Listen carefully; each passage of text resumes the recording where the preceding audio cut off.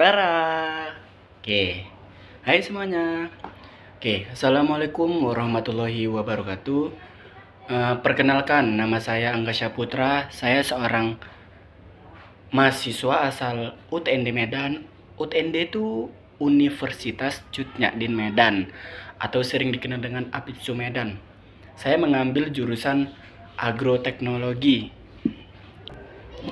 Oke, pada video kali ini saya atau Angga akan menjelaskan materi kimia mengenai asam. Oke. Asam dan basa. Nah, apa sih gambaran kalian itu yang ada di pikiran kalian mengenai asam dan basa? Oke. Untuk teman-teman sekalian, tonton video ini sampai selesai agar kita sama-sama paham apa sih asam dan basa itu sendiri dalam teorinya. Oke, asam dan basa. Sebelum masuk ke materi, saya ingin berbicara sedikit menyinggung tentang asam dan basa. Oke, dalam kehidupan sehari-hari kita pasti pernah mengkonsumsi yang namanya jeruk, lemon, ataupun kita sering menambahkan cuka pada makanan. Nah, ternyata bagaimana rasanya? Ya tentunya rasanya asam. Karena kan jeruk, lemon, serta cuka itu mengandung sifat asam di dalamnya. Dan satu lagi, saya mau bertanya, pernahkah kalian mandi? Mandi.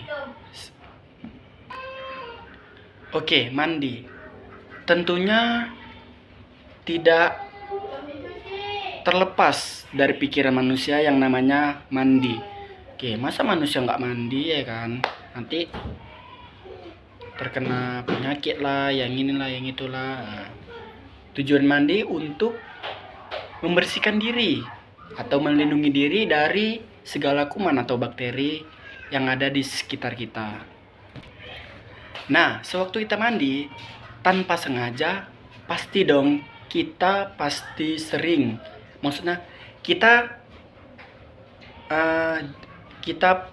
tak sengaja tertelan sabun oleh sabun yang kita pakai. Pernah dong, saya sendiri jujur saya pernah. Dan itu rasanya gimana? Pastinya dong, pasti rasanya tuh pahit seperti obat. No obat. Jujur saya tidak suka yang namanya obat. Oke, lanjut. Nah, dari pernyataan atau gambaran di atas, kita mengetahui bahwa zat yang rasanya asam merupakan senyawa asam, dan zat yang rasanya pahit merupakan senyawa basa. Diingat ya. Dan perlu kita ketahui bahwa asam dan basa juga berpengaruh atau bermanfaat dan sering kita jumpai dalam obat-obatan, produk makanan, pertanian, serta bahkan industri pun membutuhkan yang namanya zat larutan asam dan basa. Perlu diingat, konsep asam dan basa itu sudah dikenal sejak tahun 1884 dengan seorang ilmuwan bernama Swiss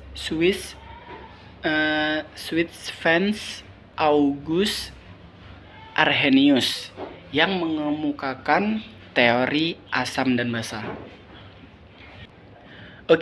Menurut Arrhenius, asam adalah sebuah senyawa yang melepaskan ion H+ atau menerima pasangan. Contohnya HCl ketika dilarutkan dalam air akan terlarut mengion menjadi ion H+ dan Cl-. Sedangkan basa sebuah senyawa yang melepaskan ion OH-. Contohnya BaOH. Jika dilarutkan dalam air akan menghasilkan ion Ba+ dan OH-.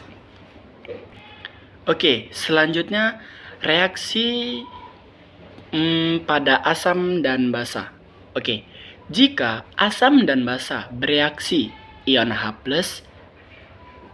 dengan OH- akan bereaksi membentuk air atau H2O. Selain air, reaksi ini akan membentuk garam. Nah, garam ini tergantung dari apa yang bereaksi. Contohnya, jika HCl dengan NaOH, reaksinya akan menghasilkan H2O atau air dan natrium klorida atau NaCl.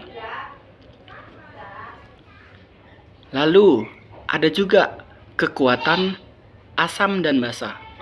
Oke, pada tahun 1909, seorang ahli kimia yang berasal dari Denmark mengajukan penggunaan istilah pH untuk menyatakan derajat asam. Sederhananya, pH memiliki nilai 1 hingga 14. Nah, perlu kita ketahui dan kalian ketahui juga bahwa nilai pH di bawah 7 itu berarti untuk asam. Sedangkan nilai pH yang di atas 7 itu berarti basa. Namun, ketika nilai tersebut pada nilai pH 7 itu berarti bersifat netral. Nah, sehingga reaksi asam dan basa merupakan reaksi netralisasi. Oke, mungkin itu saja pembahasan dari saya. Kurang lebih saya mohon maaf apabila dari perkataan atau teori pembahasan yang saya sampaikan kurang paham. Saya mohon maaf yang sebesar-besarnya karena kesalahan hanya pada saya sendiri dan kelebihan hanya milik Allah dan Tuhan Yang Maha Esa. Mungkin itu saja yang bisa saya jelaskan. Sekian dan terima kasih. Wassalamualaikum warahmatullahi wabarakatuh.